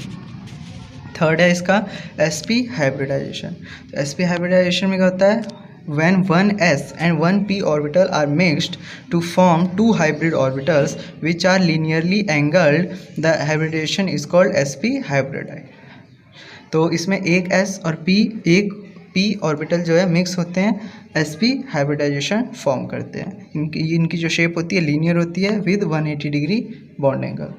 एग्जाम्पल है इसका BeCl2। जब आप B का इलेक्ट्रॉनिक कन्फिग्रेशन करेंगे तो आप देखेंगे एक s और एक p से आप हाइब्रिड ऑर्बिटल फॉर्म कर सकते हैं। सेकेंड है आपका हाइब्रिडाइजेशन इन्वॉल्विंग sp-d ऑर्बिटल्स। इसमें क्या आपका s, p और d के ऑर्बिटल्स जो है इन्वॉल्व होते हैं। तो इसका चार्ट है जैसे हाइब्रिडाइजेशन जो है dsp2 की, इसमें क्या होगा एक s और एक d और 2 जो है p के ऑर्बिटल्स इन्वॉल्व होंगे। इसकी ज्योमेट्री होगी स्क्वायर प्लेनर। एग्जाम्पल है आपका गिवन है एग्जाम्पल। सेकेंड है sp3d। sp3d में क्या होगा एक s, एक d और 3 p के जो ऑर्बिटल्स वो मिक्स होंगे। इसकी जो शेप होगी ट्राइगोनल बाय पिरामिडल होगी। नेक्स्ट है आपका sp3d2। इसमें s एक, p के 3 और d के जो है 2 ऑर्बिटल्स मिक्स होंगे। शेप होती है इसकी स्क्वायर पिरामिडल। उसके बाद आते हैं sp3d2, इसे आप d2 sp3 भी लिख सकते हैं। इसमें क्या होता है एक s, 3 p और 2 d के ऑर्बिटल्स जो है वो मिक्स होते हैं। इसकी शेप जो होती है ऑक्टाहेड्रल। उसके बाद आता है sp3d3। इसमें क्या होता है, एक s 3 p और 3 d के ऑर्बिटल्स मिक्स होते हैं। इसकी जो शेप होती है आपकी पेंटागनल बाय पिरामिडल होती है। क्वेश्चन है write hybridisation of the following. Example है PCl का। PCl का आप जब P का इलेक्ट्रॉनिक कन्फिग्रेशन करेंगे 1s2 2s2 2p6 3s2 और देन 3p3। तो यहाँ देखेंगे 3s में आपका दो इलेक्ट्रॉन फिल है, 3p में 3 और 3d आपका पूरा एम्प्टी है। तो जब ये फॉर्म होंगे हाइब्रिड sp3d, तो इसमें एक एक इलेक्ट्रॉन आप सिंगली फिल करेंगे। इसकी शेप होगी trigonal bipyramidal. Next example है SF6 का। SF6 में जब S की जब आप इलेक्ट्रॉनिक कन्फिग्रेशन करेंगे तो 1s2 2s2 2p6 3s2 3p4। तो S में आपके जो 3s है उसमें आपके 2 इलेक्ट्रॉन फिल है और जो 3p4 है उसमें 4 इलेक्ट्रॉन, लेकिन D जो है पूरा खाली है। तो जब आप इसको अरेंज करेंगे sp3d2 हाइब्रिडाइज ये फॉर्म करेगा। इसको आप शॉर्टकट जो है इसका वो आप वेस्पर थ्योरी से भी सॉल्व कर सकते हैं। आपको करना क्या है, टोटल पेयर निकालने हैं। टोटल पेयर मैंने सिखा रखा है, अगर आपको नहीं आता तो आप वो वीडियो जाके देख लीजिए। तो आपको क्या करना है, S का जो है पहले वैलेंस इलेक्ट्रॉन लिखना है जो कि कितना होता है 6 प्लस सराउंडिंग एटम F के कितने 6 प्लस 6/2 कितना हो जाएगा 6। तो 6 की जो हाइब्रिडाइजेशन होती है वो क्या होती है sp3d2। नेक्स्ट है आपका ClF3। तो इसमें भी आप वेस्पर थ्योरी से निकाल सकते हैं। टोटल पेयर आपको फाइंड करना है, टोटल पेयर कितना निकलेगा 5।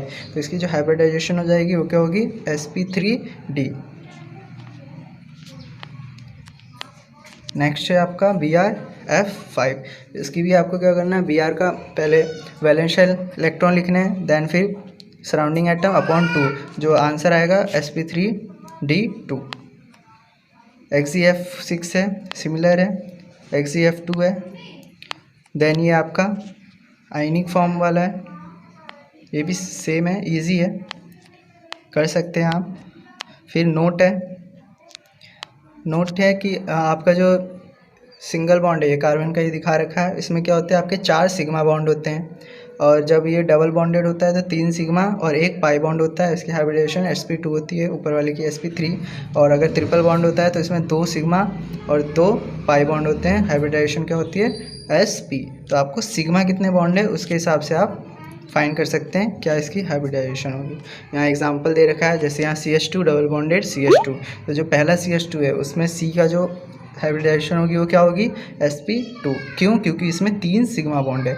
नेक्स्ट वाले का भी सिमिलर है, तो इसमें भी sp2 इसकी हाइब्रिडाइजेशन हो जाएगी। और ये है CH ट्रिपल बॉन्ड CH की। तो इसमें देखिए, इसमें भी जो पहला C है उसकी sp हाइब्रिडाइजेशन होगी और जो नेक्स्ट C है उसकी भी sp हाइब्रिडाइजेशन होगी। इसका शेप भी यहाँ पे शो है।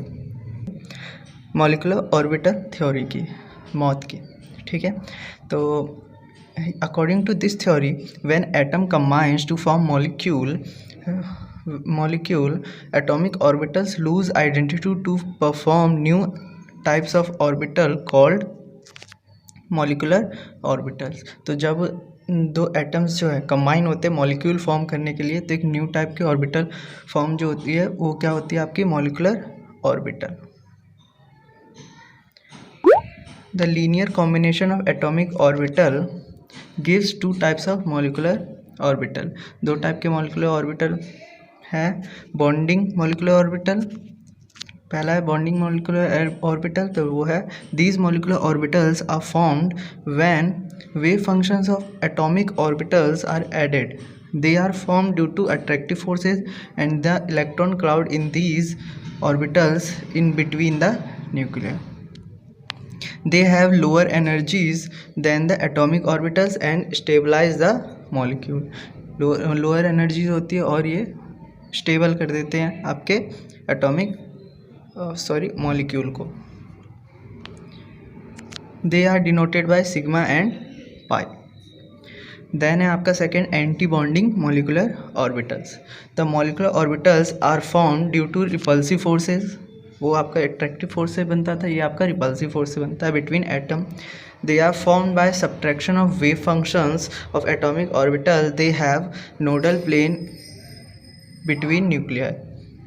They destabilize the molecule and have greater energy than atomic orbital. ये destabilize कर देते हैं molecule को, इसकी एनर्जी जो है ज़्यादा होती है atomic orbital से. They are denoted by sigma star and pi star. Molecular orbital diagram, तो यहाँ H2 का बना के दिखाए हैं. यहाँ पहले हम सिंगल एटम के इलेक्ट्रॉनिक कन्फिग्रेशन करते हैं. ये स्टेप वाइज है, तो आप स्टेप देख लीजिए. पहले H का करेंगे तो 1s1, देन सेकेंड H का तो वो है आपका 1s1. यहाँ डायग्राम आपको दिख रहा होगा. यहाँ एटॉमिक ऑर्बिटल, पीछे मॉलिक्यूलर ऑर्बिटल, देन फिर एटॉमिक ऑर्बिटल. इसकी इलेक्ट्रॉनिक कन्फिग्रेशन करेंगे तो सिग्मा 1s का स्क्वायर आएगा. क्यों? क्योंकि हमने यहाँ देखे मॉलिक्यूलर ऑर्बिटल में, यहाँ आपको दिख रहा होगा सिग्मा 1s में का जो ऑर्बिटल है वो कम्प्लीटली फिल्ड है. बॉन्ड ऑर्डर फाइंड करने के लिए फॉर्मूला होता है number of bonding electrons minus number of anti bonding. तो बॉन्डिंग वाला आपका बिना स्टार वाला होता है और एंटी बॉन्डिंग वाला आपका स्टार वाला होता है. तो सिग्मा स्टार 1s में 0 इलेक्ट्रॉन्स है.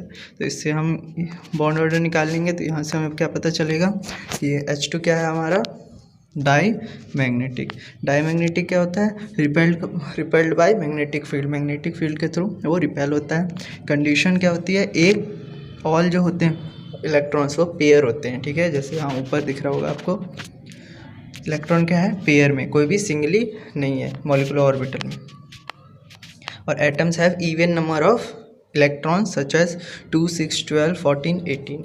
जिसमें इवन नंबर ऑफ इलेक्ट्रॉन्स होंगे एटम्स में तो वो क्या हो जाएगा आपका डाई मैग्नेटिक. एग्जाम्पल है जैसे H2, Li2, N2, C12. इन सब में क्या होते हैं, इवन नंबर. जैसे आपका नाइट्रोजन है, नाइट्रोजन का क्या होता है एटॉमिक नंबर आपका 7, 7, 7, 14. टोटल कितना हो गया 14, जो कि इवन होता है. तो ये क्या होता है आपका डाई मैग्नेटिक.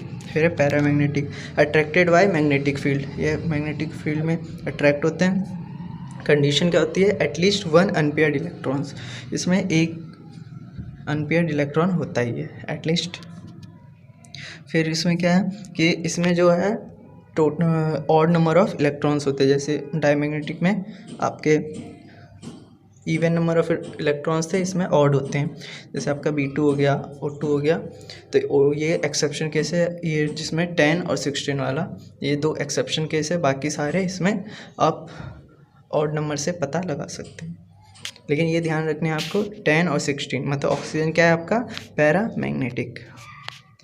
बॉन्ड ऑर्डर, तो it is defined as half the difference between number of electrons in bonding molecular orbital and in anti bonding molecular orbital. तो ये तो ऊपर फॉर्मूला मैंने बताया था, number of bonding minus number of anti bonding upon 2. Significance of bond order, तो पहला है आपका existence of molecule. If bond order is 0 then the molecule does not exist और for its existence the bond order should not be 0. तो अगर bond order 0 हुआ तो molecule जो है वो एग्जिस्ट नहीं करेगा. फिर है multiplicity of bond. The bond order is equal to the multiplicity of bond, that is bond order 1 means single bond, bond order 2 means double and 3 means triple. तो जितने बॉन्ड ऑर्डर होगा उतना ही वो उसका बॉन्ड नंबर होगा. ठीक है, bond order 2 means double bond, bond number 3 means triple bond. Stability, the greater the bond order greater is the stability of molecule. जितना ज़्यादा बॉन्ड ऑर्डर उतना ज़्यादा स्टेबल. फिर है आपका बॉन्ड एंथैल्पी. तो bond enthalpy is directly proportional to the bond order. Bond length is inversely proportional to the bond order. फिर question why He2 does not exist. तो यहाँ पे हम सेम प्रोसीजर फॉलो करेंगे. पहले He सिंगल एटम के electronic configuration लिखना है. देन हमें इसमें मॉलिक्यूलर ऑर्बिटल में इलेक्ट्रॉन्स फिल करने हैं. यहाँ बता देता हूँ कैसे करते हैं. एटॉमिक ऑर्बिटल और एटॉमिक ऑर्बिटल दोनों के जो हैं हमें टोटल इलेक्ट्रॉन काउंट करने हैं. ठीक है, जो टोटल इलेक्ट्रॉन कितने हो जाएंगे 4. ठीक है, 4 हम यहाँ नीचे से फिल करना स्टार्ट करते हैं मॉलिक्यूलर ऑर्बिटल सिग्मा 1s से. पहले इसमें 2 फिल करेंगे, फिर ऊपर एंटी बॉन्डिंग वाले में 2 फिल करेंगे. इसकी इलेक्ट्रॉनिक कन्फिग्रेशन करेंगे तो क्या होगा, सिग्मा 1s2 और sigma star 1s2। Bond order find करने के लिए number of bonding minus number of anti bonding electron upon 2, तो यहाँ क्या आ गया 0। तो अभी हमने ऊपर देखा अगर बॉन्ड ऑर्डर 0 होता है तो मॉलिक्यूल एग्जिस्ट नहीं करता, इसीलिए हमारा He2 क्या है, एग्जिस्ट नहीं करता।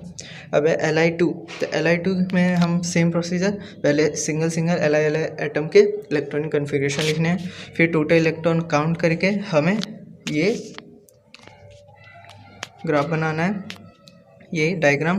तो एटॉमिक ऑर्बिटल, मॉलिक्यूलर ऑर्बिटल, फिर एटॉमिक ऑर्बिटल। तो इसमें पहले काउंट करके और हम नीचे से सिग्मा 1s से फिल करना इलेक्ट्रॉन स्टार्ट करते हैं। पहले सिग्मा 1s में, फिर सिग्मा स्टार 1s में, फिर सिग्मा 2s में, फिर सिग्मा स्टार 2s में। तो इसकी इलेक्ट्रॉनिक कन्फिग्रेशन क्या हो जाएगी, sigma 1s2, sigma star 1s2, sigma 2s2। Bond order find करने के लिए number of bonding minus number of anti bonding.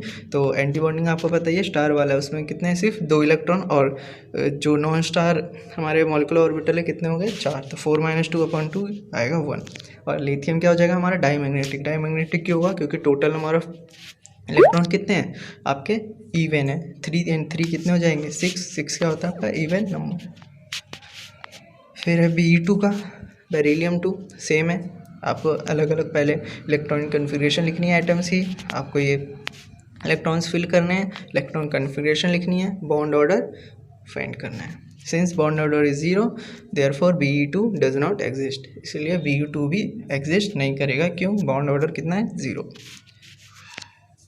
तो अब है आपका molecular diagram of B2, C2 and N2, same diagram है, बस आपको इलेक्ट्रॉन फिल करना है। ये N2 का है, तो यहाँ से एटॉमिक ऑर्बिटल, मॉलिक्यूलर ऑर्बिटल, फिर एटॉमिक ऑर्बिटल आपको नीचे से यहाँ से फिल करना है, सिग्मा स्टार 1s में, फिर सिग्मा 1s में, सिग्मा स्टार 1s में, sigma 2s, sigma star 2s। Then ये आपको ध्यान रखना है, इसमें क्या होगा, सिग्मा 2pz ऊपर होगा, और फिर पाई 2px और पाई 2py, और ऊपर वाले में भी सेम है, सिग्मा स्टार 2pz ऊपर और नीचे pi star 2px, pi star 2py। आपको इलेक्ट्रॉन इसी ऑर्डर में फिल करने हैं। फिर जब इसकी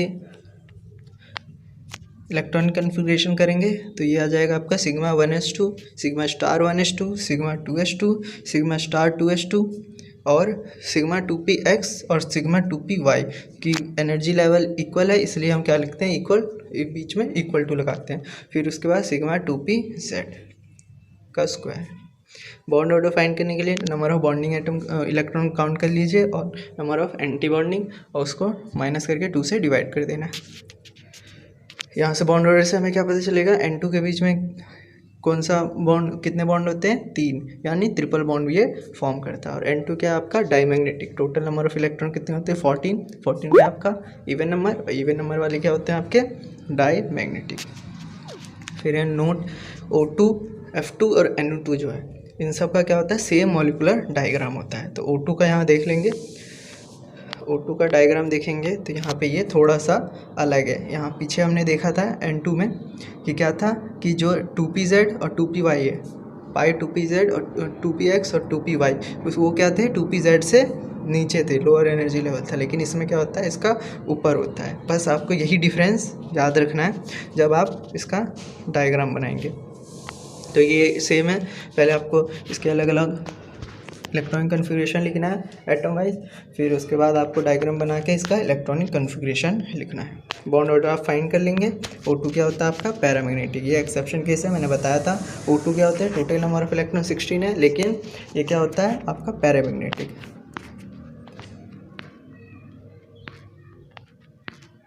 इसके बाद F2 है, F2 का भी सेम बनेगा।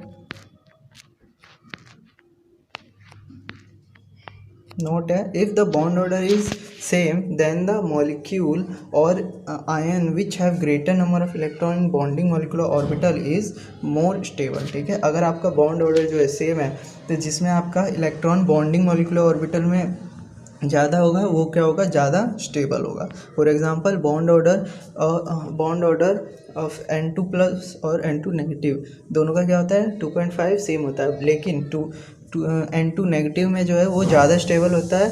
क्यों, क्योंकि इसमें क्या होता है, ग्रेटर नंबर ऑफ इलेक्ट्रॉन होते हैं बॉन्डिंग मॉलिक्यूलर ऑर्बिटल में, मतलब नॉन स्टार वाले जो ऑर्बिटल्स होते हैं।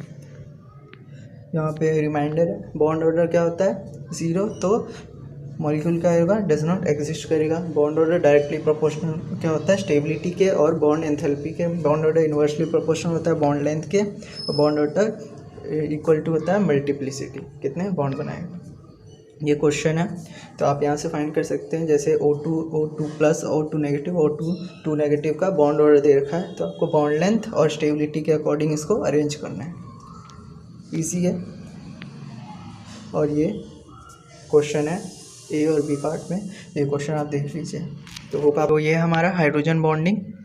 तो when hydrogen is bonded to one of the most electronegative atoms F और O एंड N के साथ in a molecule, then the molecule polar having partial positive charge on hydrogen and partial negative charge on other atoms. जब hydrogen जो है आपका electronegative atoms के साथ combine होता है, जो हमारे फ्लोरीन ऑक्सीजन नाइट्रोजन जो है, ठीक है, उसके साथ, तो क्या होता है जो हाइड्रोजन है उसके ऊपर कौन सा पार्शियल पॉजिटिव चार्ज इंड्यूस हो जाता है, और जो हमारे ये इलेक्ट्रोनेगेटिव एटम्स है उसके ऊपर पार्शियल नेगेटिव चार्ज। तो the weak electrostatic force between hydrogen atom of one molecule and most electronegative atom of the other molecule are called hydrogen bonding. तो जब दो एटम्स जो दो मॉलिक्यूल्स के बीच में एक मॉलिक्यूल के जो एक हाइड्रोजन के ऊपर जो पार्शियल पॉजिटिव होगा और जो दूसरे मॉलिक्यूल के ऊपर जो मोस्ट इलेक्ट्रोनेगेटिव एलिमेंट के ऊपर पार्शियल नेगेटिव होगा, तो जो उन दोनों के बीच में जो बॉन्ड बनेगा वो क्या होता है हमारा वीक बॉन्ड होता है, वही हमारा हाइड्रोजन बॉन्ड होता है। अभी आपको एग्जांपल समझ में आ जाएगा। The force keep these molecule to be held together. फिर है हमारा इंटर मॉलिकुलर हाइड्रोजन बॉन्डिंग। तो when hydrogen bonding occur between different molecule of same or different substance, it is called intermolecular hydrogen bonding. तो hydrogen bonding जब different molecule of same या different substance के बीच में होता है तो इंटर मॉलिकुलर हाइड्रोजन बॉन्डिंग होती है। जैसे हमारा हाइड्रोजन बॉन्डिंग इन वाटर और पैरानाइट्रोफिनॉल। तो यहाँ देखिए HF का एग्जांपल, जैसे HF, तो H के ऊपर कौन सा चार्ज है पार्शियल पॉजिटिव, और F के हमारा इलेक्ट्रोनेगेटिव, तो उसके ऊपर कौन सा चार्ज है हमारा पार्शियल नेगेटिव, और H के ऊपर पार्शियल पॉजिटिव। और जो सेकेंड उसका मॉलिक्यूल है HF का, तो इधर भी H के ऊपर हमारा पार्शियल पॉजिटिव और F के ऊपर पार्शियल नेगेटिव। तो जो पहला मॉलिक्यूल है F और दूसरे मॉलिक्यूल का H है, उसके बीच में जो वीक फोर्स बनता है वही फोर्स क्या होता है हमारा हाइड्रोजन बॉन्ड। फिर नीचे H2O का एग्जांपल दे रखा है। तो H2O में भी देखिए ऑक्सीजन के ऊपर पार्शियल नेगेटिव है और H के ऊपर पार्शियल पॉजिटिव, और दूसरा मॉलिक्यूल जो है H2O का उस पर भी O के ऊपर पार्शियल नेगेटिव है एंड H के ऊपर पार्शियल पॉजिटिव। तो ये पहले मॉलिक्यूल का H और दूसरे मॉलिक्यूल का O के बीच में जो बॉन्ड होगा वही होता है हमारा हाइड्रोजन बॉन्ड। उसके बाद नेक्स्ट है हमारा intramolecular hydrogen bond. When H hydrogen bonding occur with in the same molecule, it is called intramolecular hydrogen bonding. जब वो सेम मॉलिक्यूल में होता है, ठीक है, इंटरमॉलिक्यूल क्या था हमारे अलग अलग मॉलिक्यूल्स के बीच में हो रहा था, लेकिन ये क्या है सेम मॉलिक्यूल के बीच में होता है। जैसे हमारा एग्जांपल है ऑर्थो नाइट्रोफिनॉल। यहाँ आप देखेंगे OH और ये NO2 जो है, तो इसके O और इसका H जो है वीक बॉन्ड से हेल्ड होते हैं। और ये आपका सैलिसाइलिक एसिड, ये भी आपका इंटरमॉलिक्यूलर का एग्जांपल है। फिर some important points about hydrogen bonding. तो it is strongest intermolecular force among the 6 forces, ठीक है, ये सबसे ज़्यादा स्ट्रॉन्गेस्ट होता है इंटरमॉलिक्यूलर फोर्स में। It affects the physical state of a substance, physical state भी सब्सटेंस को अफेक्ट करता है। जैसे एग्जांपल है H2O is liquid due to intermolecular hydrogen bonding, but H2S is gas because the lack of hydrogen bonding. तो H2O में आपका hydrogen bond होता है, इसीलिए क्या होता है H2O लिक्विड होता है, और वहीं H2S क्या होता है उसमें हाइड्रोजन बॉन्डिंग नहीं होती, इसलिए क्या होता है ये आपका गैसियस फॉर्म में एग्जिस्ट करता है। उसके बाद है आपका इट अफेक्ट्स द सॉलिबिलिटी भी अफेक्ट करता है। एग्जांपल एल्कोहल और अमोनिया जो है is soluble in water and they make intermolecular hydrogen bonding with water. Alcohol जो अमोनिया होते हैं वो हाइड्रोजन बॉन्डिंग विद वाटर बनाते हैं, इसीलिए क्या होता है वाटर में सॉल्युबल होता है। नेक्स्ट है आपका it affects the boiling point. Example paranitrophenol have greater boiling point than orthonitrophenol because paranitrophenol has intermolecular hydrogen bonding while orthonitrophenol has intramolecular hydrogen bonding. इसके बाद है आपका it affects the density. Ice has lower density than water as ice has rigid hydrogen bonding between molecules which gives it open cage like structure having greater volume. When ice melts, these bonds lose and water molecules comes nearer and decrease the volume and hence to increase the density.